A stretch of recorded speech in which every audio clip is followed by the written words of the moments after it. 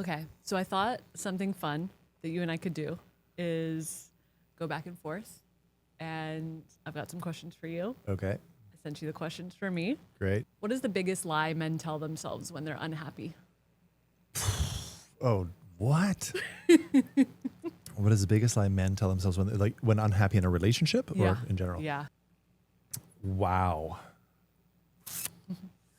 Probably, I'm guessing. I mean, if I'm unhappy in a relationship, I'm ending it pretty quick. To be honest with you, and I'm not saying I'm not saying that as like a proud good thing. I'm saying that as more of a early exiter kind of thing. I feel like you're a unicorn in that, though. That I early exit? Like most men stay. Most Really? men are like, I'm the provider. Think about it in the sense of like if you've got a family, and I Yeah. know that you still are exiting, but like most men are, I'm the provider. You say I I'm- still am exiting? like you in that sense, like you had a family and you Oh, still yeah. chose to walk away because you were unhappy. But like I believe you're a unicorn in that sense. A lot of Oh. men stay because they feel obligated, because they feel responsible. I'm just wondering, like, and what? for the record, if someone hasn't watched my stuff before, I still fully support this woman and my child, and we live on the same property and all that kind of stuff. Oh, So yeah. it's not like I've exited, walked Yeah. away is a big statement. Yeah, is that how that came off? That I has think. definitely not happened. Yeah. But yes, we ended our romantic relationship and are dear friends now.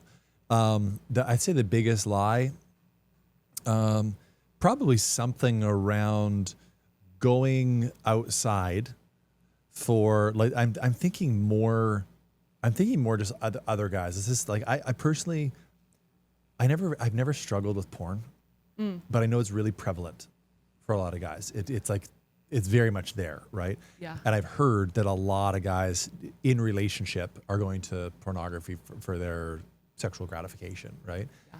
And I would assume that the lie that they tell themselves is that this is normal, everybody does it, right? And that it's not going to be impacting on the relationship. Whereas I think it's very, very impacting.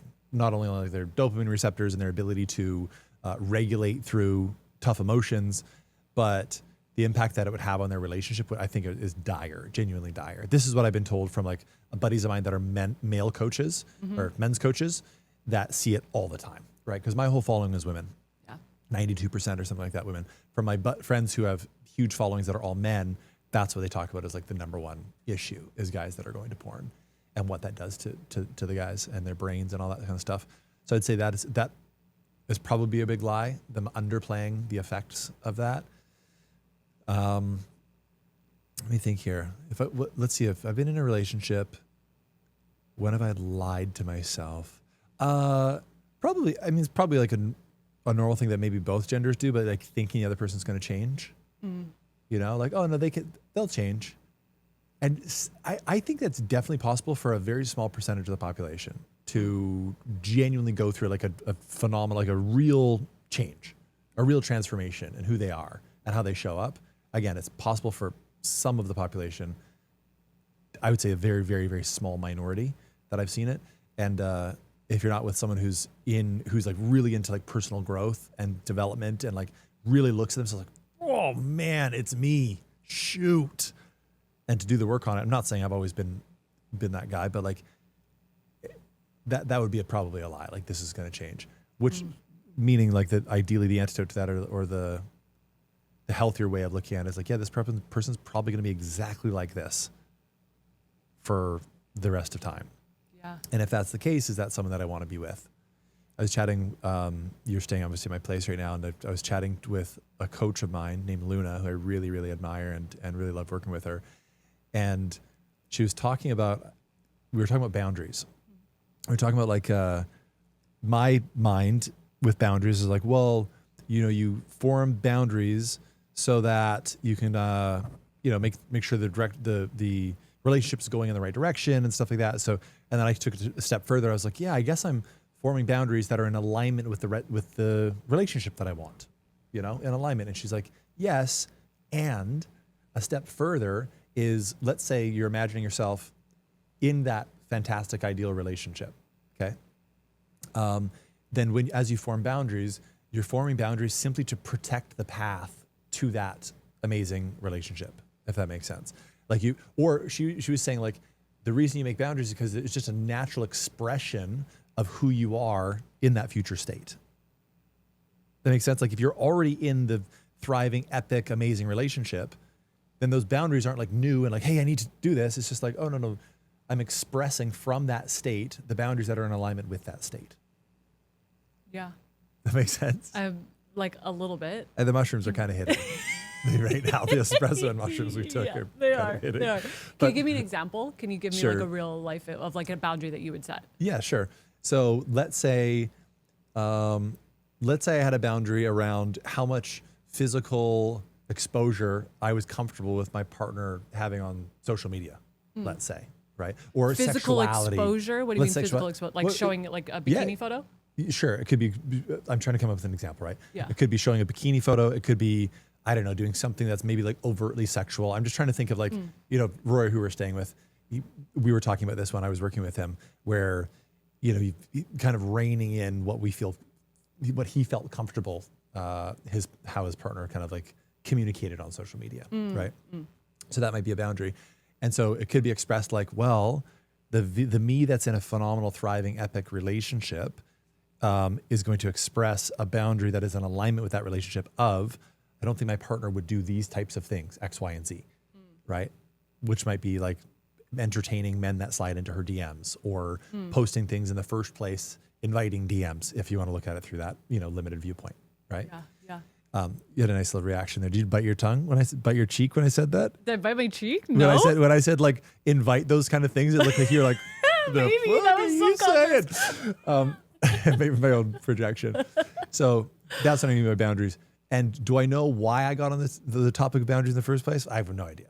I don't know why we got there either, but we were talking about why men, like the lie that men tell themselves when they're unhappy. Oh yeah. Is that because they're not setting, is there something within like they're not setting boundaries and so they're just being like. Maybe, I hear a lot of people just say like, this is just how it is, right? What does that mean? Like you've been in a long-term relationship for 10 plus years and like, we don't have sex very often. This is just how it is. This is just what happens. And I reject that fully. Yeah. But a lot of people are existing in a relationship like that, where it's like, and that could be part of the lie of like, this is just what happens when you're with somebody for 20 years. What's the truth? I don't know. I haven't ever been with anybody for 20 years. Mm-hmm. What do you want to be the truth? I very much see a future version of myself where I am so in love with the person that I'm with, where I feel desired by them and they feel desired by me. And I believe, and maybe this is delusional for me to feel this way, but I believe that you can keep that alive. I don't think that you have to, if you're telling yourself this is just how it is, like, well, what are you creating? What does your behavior look like? What have you allowed to continue for it to be, I don't know, it just feels I like that. Gross. That's a great lie to address. And a powerful one for you, it sounds like. Yeah, it feels very important because I was in a 13-year relationship where I felt, where you felt like, because dead that's inside. I was so aggressive. So how did you really feel though? Wow, you felt dead inside, and do you feel like you felt dead inside because of the lie that you guys were mutually telling of like this is just how it is? Yeah, and I'm not blaming him like for creating that for me, but it was this back and forth dance of dynamic where we would just brush things under the rug and continue doing that where we were not communicating. And so my aliveness, my desires, my sexual energy was like non-existent because I was telling myself a lie of this is just, essentially, this is just how it is. Like, I'm not, or even like trying to convince myself I'm just not a sexual person. And like, that's okay. Yeah. Wow. Yeah. Wow. No, thank you to that. I haven't met that version of you. That past version of me? She sounds like she was confused about who she was. Yeah, she was. And she was wearing a lot of masks. You wouldn't have known from the outside. Did a really good job pretending. Well, I have a question for you. Go for it. Looking back now, what were you actually searching for? Ooh. The first thing that comes to mind is like enoughness. Like with everything, it was like a subconscious belief or feeling of, am I enough? Am I enough? Am I enough? Am I enough? And that feeling not enough by the person that I've chosen to spend my life with, and that being continually activated. And again, this is like, I'm not blaming him. I have responsibility of like not communicating this in my own way, but there was a level of me communicating where I felt like put down. Yeah. The little digs, right? That becomes really common in a long-term relationship. It's like these little paper cuts, these little like micro put downs. And over time, that just builds up a story of I'm not enough. And so then searching for that in like other outside of the relationship, and not even just romantically, through career. Am I enough here? Am I enough here? Am I enough here? And always searching like outside of myself for that feeling. And it took for me being alone, like truly being alone, because I'd been in a relationship since I was 15. Wow. To really get to the root of, oh, I'll keep searching for this for the rest of my life until I actually sit with this. Holy cow. Yeah. So you found it. Yeah.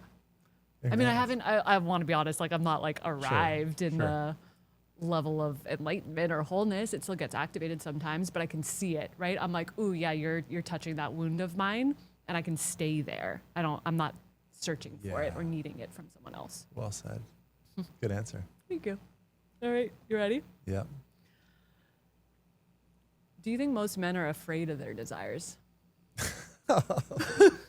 These are good.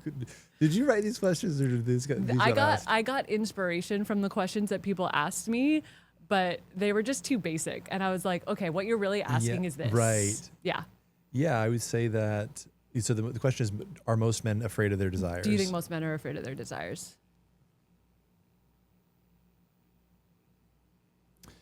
You know that what's it called? Is the Madonna and the whore? Is that the saying? The Madonna? No, the Madonna is the Madonna means a virgin, doesn't it? I don't know. I don't know if I've ever heard that. I think it's the Madonna and the whore. Jamie, can you look that up? Jamie's Joe Rogan's behind the scenes. I got that. She was like, "Who's Jay? Does this guy know my name?" I think it's the Madonna whore complex, right? Which is the guy something like the guy wants the virgin and also wants the whore.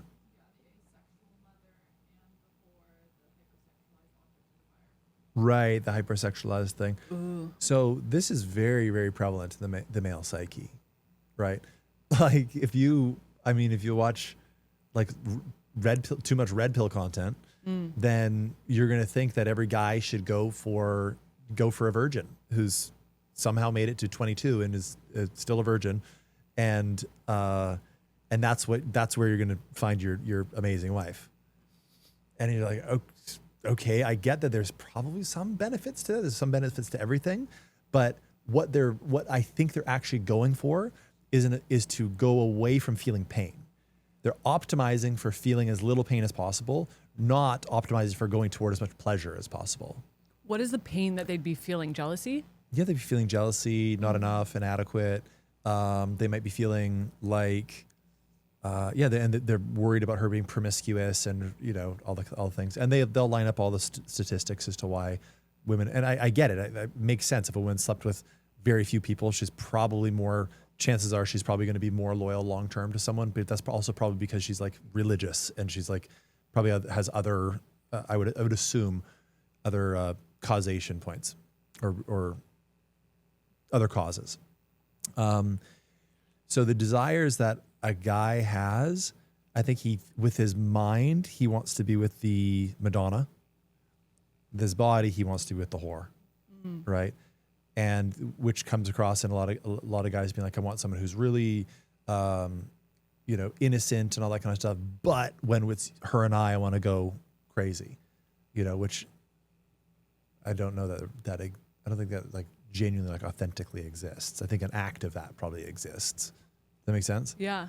Does that come from, because what comes to mind for me with that is like you're attracted to a woman for like all the qualities that she expresses, where she's very open and has like a lot of friendships and like beautiful friendships, and then you're with this person, and all of a sudden all the things that once attracted you to her, you're now in fear of those things. And you like, or maybe like you liked her sexy photos on Instagram at first, and now you're with this woman and you're like, don't post any more sexy photos on Instagram. Oh, that's a really good point. I don't know, but I mean, like, well, I'm just really lasered on that. Like, are guys scared of their desires? I'd say that the majority of people probably aren't in touch with what their actual desires are. I think they're in touch with what they think their desires should be, which is like what I'm talking about. Like, make a decision to be with this type of person. That's what you desire. Like, oh, that makes sense, and I'll go out and do that, even though my body's not really having any reaction to this person, even though I'm not going to be like satiated. I'm going to have the least. And I've done this. I remember being with a partner who I chose after a very dramatic partnership, where I chose this woman, I think unconsciously, because she was going to be the least drama. And this woman was no drama. This one was a chiller, you know, great friends and all that kind of stuff. Never brought up anything. Everything was totally fine, but it wasn't. Sounds boring. There were parts where there was very boring, a lot of it. Right. And so it was a mitigation of pain rather than a running toward pleasure and running toward like a fulfilling relationship. Is just going away from a dramatic relationship. And I think that's where a lot of that thought process comes from, is like, where am I going to be triggered the least rather than where I'm going to be activated and excited the most, which can come along with, you know, someone being triggering. And I think that whole, like, even that the whole thought process that religion has at times of like, that you can control the feminine sexuality. It's like, bro, like that's good luck. Yeah. That's the most, what would be the word? It's the dumbest thing to think that you can control, right? Well, it's also the thing that you're trying to control is the thing that like turns you on the most. Exactly. Like when a woman is most in her body and in her experience, like the level of expansion that comes from that is what men crave. And we can, that way we, as a guy, it's like, I feel like we can get lost in it in the best way possible. Like we can just like dive into it like it's a pool, you know, or like it's the ocean. We can dive into it and get lost in this thing that we can't experience in and of ourselves. And I think that's what a lot of guys desire. We want to lose ourselves in it. You know, we want to taste the insatiable feminine sexuality that exists inside a woman. Is the fear then around, because I love what you said of like most men, I don't think most men are in touch with their actual desires.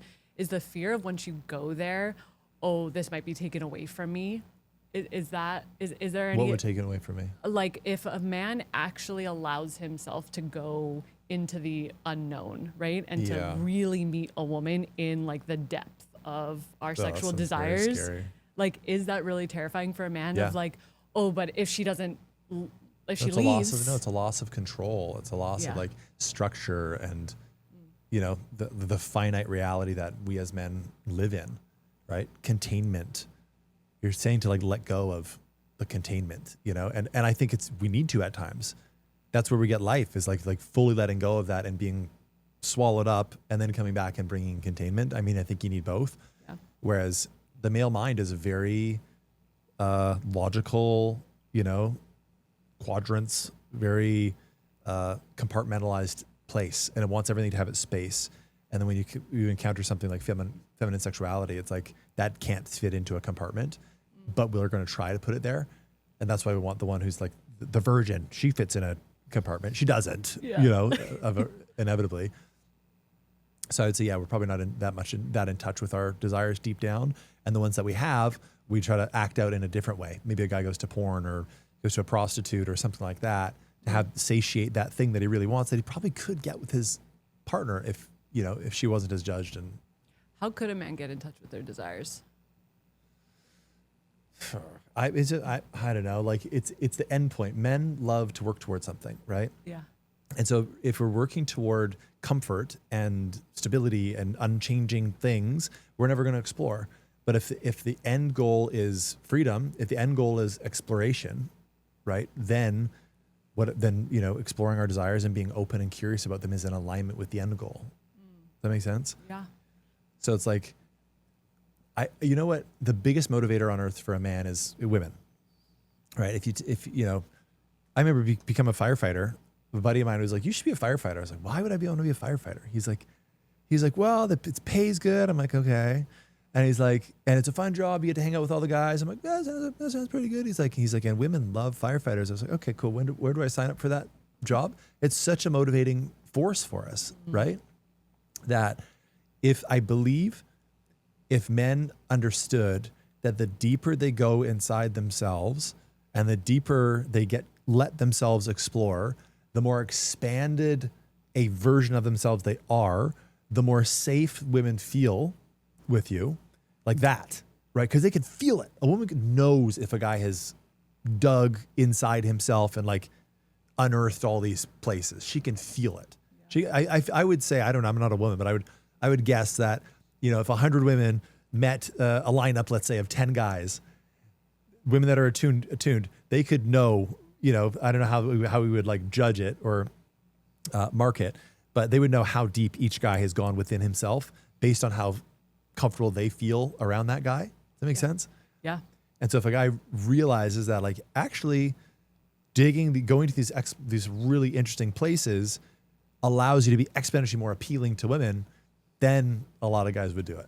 Yeah, that's such a good answer. I love where my mind goes is I instantly think of just how safe that I feel with you and protected, and like I can bring anything to you. I can come to you in tears. I can come to you like wounded. I mean, I've texted you like recently. I'm like, I'm breaking right now. Yeah. And I just feel so safe with you. Yeah. In comparison to the last man that was in my life, where I felt so unsafe. Like my body around his energy, I felt like the most unsafe in a relationship that I've ever felt before.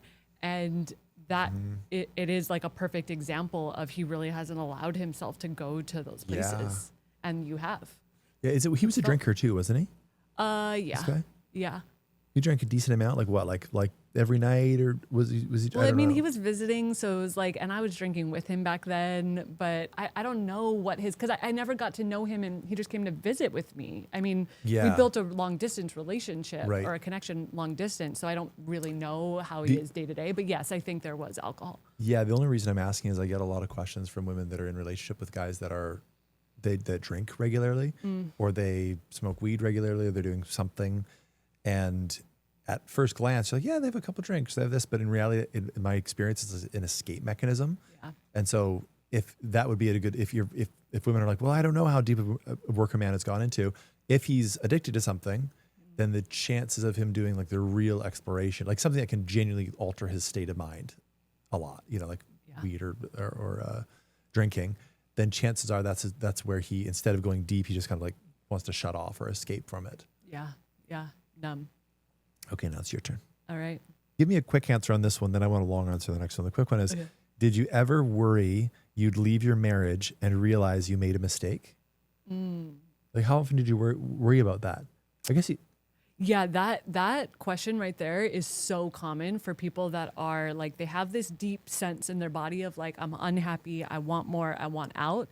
But that fear of what if I'm making a mistake? What if this is the wrong decision? What if I regret this? That comes up with almost everybody I touch. Right. And I certainly had that thought. And I mean, I went back. Like I moved out for 6 months and then moved back in for 6 months. And then we officially separated from that point forward. So yeah, I think there is and what came up for me of like why I went back, he moved on. He was like in a new relationship and I was like, oh, this all of a sudden, like you're with somebody else, and that triggered some sort of energy of like, I need this back. Like this is mine. So yeah, there was a past version of me that was afraid, like, what if this is the wrong choice? And also feeling like I need to make the right choice. And now, I feel very differently about. Yeah, I think you made the right choice. Pretty sure we're 100% clear on that. Yeah, no question there. Well, then I'm going to give it a different light. The question is, knowing everything it cost you, would you make the same choice again? My question on that is how vocal and open you are on social media with your story. Yeah. And the ramifications that's caused. Yeah. Knowing everything has cost you, that stuff specifically, would you make the same choice to be as open again? 100%. Yeah. Yeah. Every single time. Because I was chatting with Rory, who's also here with us Yeah. today, having this conversation with him earlier today, that like the way that experience unlocked my own levels of my inner freedom and my own Oh, comfort yeah. in myself and in my authenticity and being able to communicate from a place of this is me, and if you like or don't like me, that's okay, but I'm still gonna be me. Yeah. Whereas the past version of me was like, oh, well, what do you like? Because I want to be loved. So I'm gonna shapeshift and water Yeah. myself down a little bit to make sure that I belong here. Yep. And now, and it takes going through an experience like that to know that, like, oh no, the goal actually is just being yourself. Like, how can we live the most authentic, how can we exist as the most authentic version of us? Because the people that I now have in my life, I wouldn't have any of you in my life if I was that past version of me. So like, yeah, the me being as vocal as I am, and receiving all of the arrows that I get and all the the comments and things like that, it's like I laugh at that now in a way of like, and I can also hold it in a sense of, oh, I see that you're hurting. There's pain behind those that statement, and also like I'll be up here sharing, yes, this part of my past, so that everybody else feels like, hey, what if we just all talked about these things? And even back to the shame piece, like, what would it look like if we were more honest about some of the things that we're holding? I don't know. It just feels more, I'd like to be around that. So an easy yes, it sounds like. Yeah. Great that's a answer. yes. Why do so many men wait until they lose something before they're willing to change? Oh, man. Oh, I get asked this question a lot. Oh, shoot. Because you were also alluding to this of like most people don't change. Like it's a small percentage of people who actually change. And what I've seen is like it actually requires a heartbreak or a loss, a death or something like that to wake you up. I don't know. But I'd love to hear your response to that. Oh, man. I don't know. The first thing that comes to mind is I'm curious as to how empathetic men are, by nature.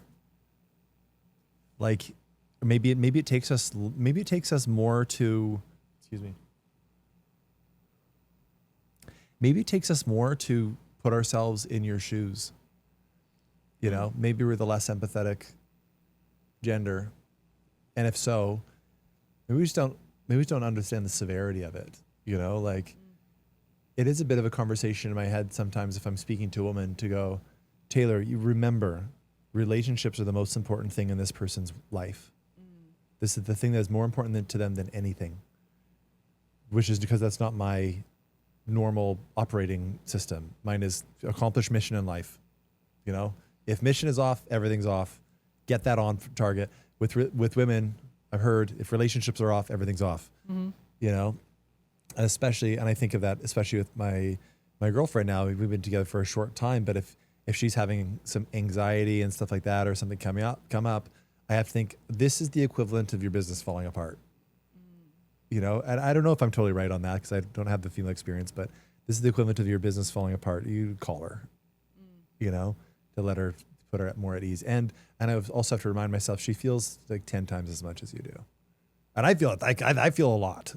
I get to the end of a day, I'm like, damn, that was a lot of feelings I felt today, and I remind myself, and women feel much more than that. I believe this is what it seems like, that women feel a lot more, and it's less predictable what they're going to feel based on the time of the month and all that kind of stuff. So it's like, I remind myself of that, but that's a logical approach to it. Like reminding myself to be empathetic in a way. Does that make sense? Like, cause we feel differently. If a buddy of mine called and told me his business is falling apart, fuck, I'm calling him right away. Are you okay? I got you. We're going to get through this. I would give him the support that most women want in their feelings, right? Because I get it. His mission is compromised right now and he needs support. But, so maybe when a woman's expressing, hey, I want this to change, or I want such and such, he might at first go, oh, this might just be like a passing thing, because there are a lot of passing things with women in my experience. There's a lot of things like this comes up and then it just kind of goes away and you don't see it again. Maybe that could be it. It could be that he just doesn't understand that it's that serious, right? Until she's gone. And a lot of times we need to lose something to realize like what we had, unfortunately. Yeah. You know, and it walks out the door, then all the feelings come off like, whoa, what am I doing? And then we can actually look and like, this woman is incredible.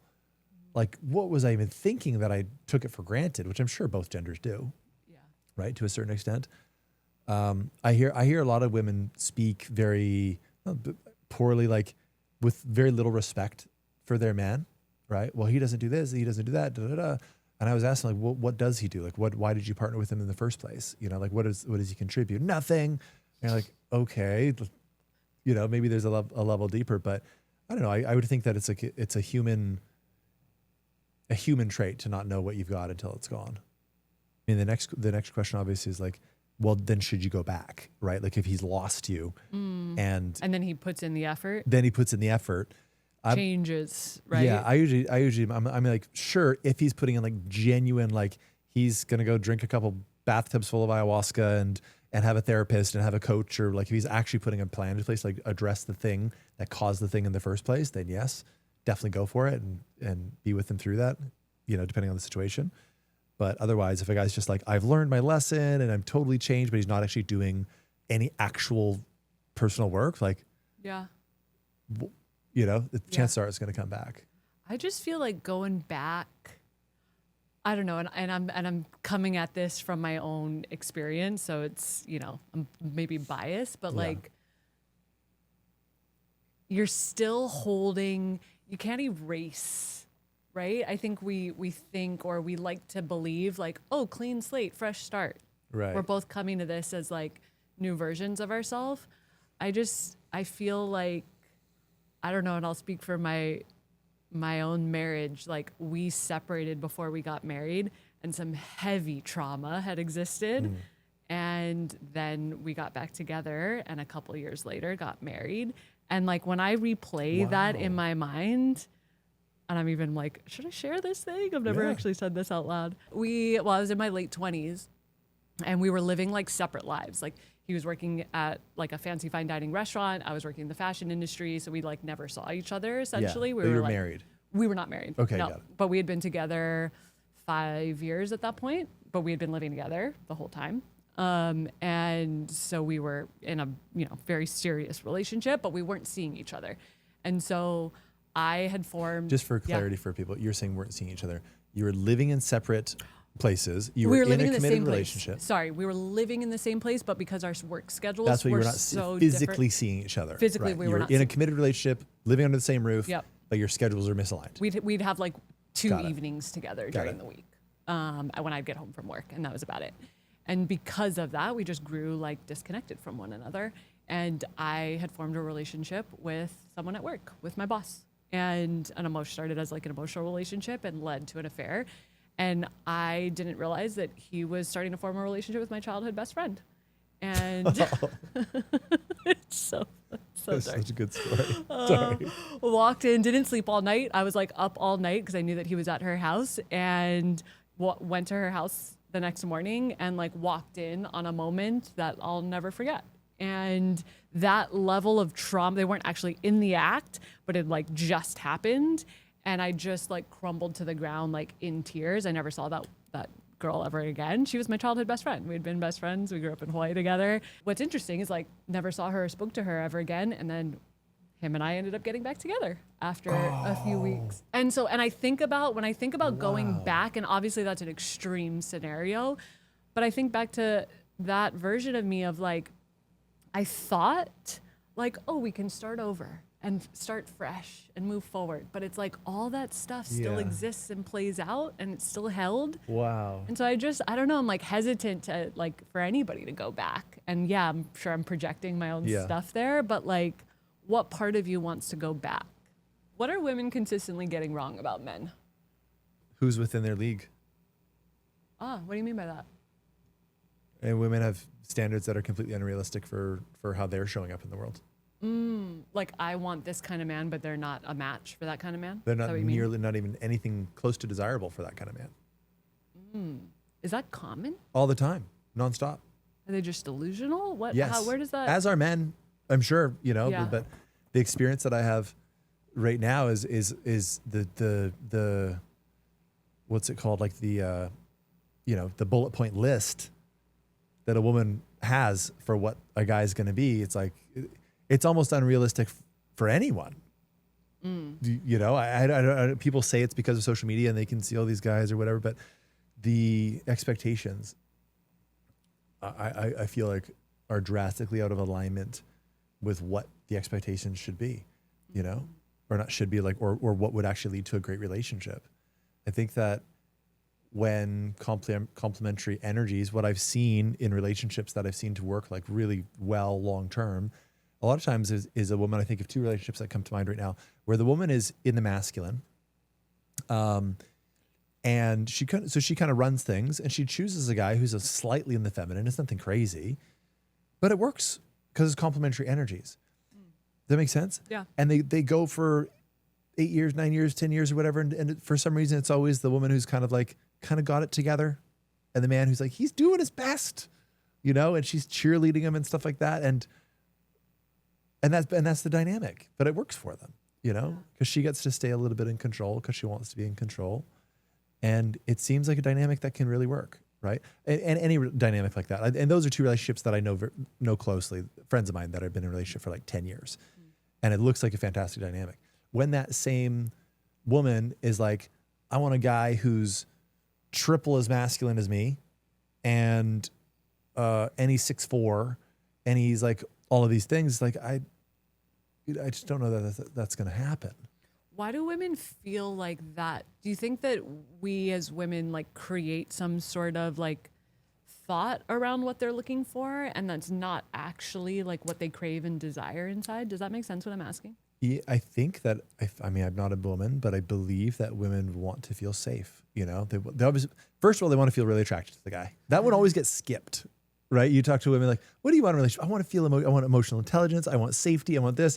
But it's like, in my experience, is like nothing matters unless like there's good sexual attraction there. The reason why I'm laughing is I was telling you that story this morning when we were driving back from the little like waterfall, and I was like, you're like, why didn't it work out? I'm like, well, this and this and this, and eventually I was like, yeah, I just wasn't attracted to him. Like, that's it. That's a good point. Yeah, the story was, for anyone listening, was Dear's like, oh, this thing happened and it gave me the ick and blah blah blah, and then this happened and that, and I was like, okay. Were you physically attracted to this guy? She's like, not really. I'm like, well, that's where the icks come from. Those are just like reflections of like a deeper thing that's not there. Yeah. And then I think both genders, I don't think it's exclusive to women, or it can kind of pick this thing. Well, here's the reason I'm getting an ick because of this. When in reality, it's something deeper that maybe they don't want to name, or it's hard to name, or they don't know to name it potentially. Yeah. So I think the height thing comes from a natural, like, I feel safe in a guy's who's big's arms, right? And I want the guy to make a lot more money because he probably feels safe that he can take care of you. Like, that makes sense that women would want that for sure. And in today's day and age, there's a lot of women making a lot more money than men, And I think that if it's possible, I don't know, it's like a biological thing. It's easy for me to like logically say it, drop your age expectation. Mm-hmm. Let him be a little bit older, or let him be younger than you, and drop the height expectation and drop the income expectation. Obviously, there's three massive things for women to drop, but if you could, then I think we could find complementary energies. I don't know. That's where I come from. Is like, do you guys have complementary energies? Everything else can be worked out. Yeah. Even I'm thinking of like that past relationship that I was in, like I was building up this case of like, oh, but he has this, oh, but he has this, oh, but this, like the lifestyle was like what I liked. Right. And so I was pushing down the physical attraction, but yeah, the complementary energy, it's like I was denying that piece of me that energetically was like, this isn't right. And putting up all the other like check boxes as like more important. Yeah. And my intuition though was like, pay attention. This is not for you. This is not right. Well said. What is the number one thing that men, if they knew this about women, would be exponentially more successful in relationships?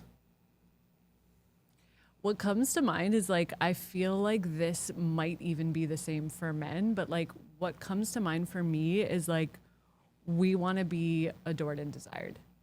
If we feel adored and desired, like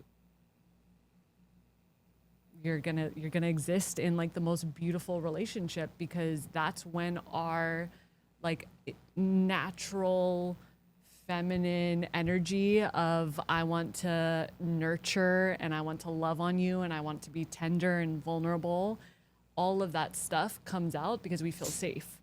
We feel like turned on, desired, and we feel adored. So we feel like all of us is welcome. I think like at the end of the day, we want to feel like, because, and we've talked about this before, like our emotions are huge. We go through many of them in a 24-hour period. And if it is allowed, if we're allowed to be in that, as maybe ridiculous or irrational as they may sound, then we will do anything for our man. You've built and you've explored and you've grown in a way to retain your femininity. Yeah. And I'll be really, it's not the funnest thing to hear, but if a woman has gone through her life and she's 42 or 44 or 35 or 55, whatever, and she has no femininity left, I don't know what she expects a masculine man to be attracted to. If there's no femininity, she'll attract a good man, but he's going to be in his feminine. This is fine. You know, if you're a masculine woman in your 40s, you can attract a feminine man in his 40s or 50s or 30s or something like that. Yeah. And that's just how it is, you know? Yeah. The thing that I find so interesting, because I work with some of these women where they so desperately want to be softer. They Yeah. want to be more tender. And though they are an executive at work, right? Like they are a boss at work. Yep. And they have feminine qualities, Sure. right? Of like they cook and they clean and maybe they dress sexy and like they work out, like all of that. And though the way that they are in their relationship is more dominant. Yeah. And like with the tone and with the energy and like, so it's something that we work on. I'm like, well, okay, well, what is your energy like? Because even with what you just communicated to me in this voice note, I can hear in your tone, there's anger there. And that tone for men is like, criticism, anger. I'm going to shut down and I'm not going to be the provider and the protector. Yeah. And a lot of women are wondering like, why isn't he stepping up? I don't know if you see that as well, but like nonstop. Why isn't he stepping up? It's because you're criticizing him. Yeah. What's the point? Even if he quote unquote steps up and does everything that you think he should do, then he just hits what? Neutral? Yeah. There's no like appreciation in it. There's no like, wow, you did a great job. Like Yeah. Men thrive on appreciation. It's like our fuel. Yeah. Men will just go where they're appreciated. Yeah. The biggest thing, I would love to hear your thoughts on this, of like, I think the best place for someone like that to go, where it's like, okay, well, I want to be more feminine and I want to attract a more masculine man, or I want my husband to be more of the provider, is like where to start. For me, like learning more about men is like the best. Yeah. Like I personally love Alison Armstrong. I know you do as Absolutely. well. Like and I've listened to almost all of her podcasts that she's been on in the last year plus, because I just love the way that she communicates about men. Yep. Because she's communicating it from a female perspective. So I receive it as like, oh, okay. It's like I actually can change my approach, and then that will shift things. I don't know. I would love to hear your thoughts on that, of like where would something like that start? That was the sentence right there. You're shifting your approach and then things change, rather than being dependent on him changing for your approach. Like it's like what comes first, the cart or the horse, or the chicken or the egg kind of thing. It's like women, for them to understand the power that they have over men and the inspiration that men get from them is like unbelievable, right? And for them they like that saying, men lead, but women go first.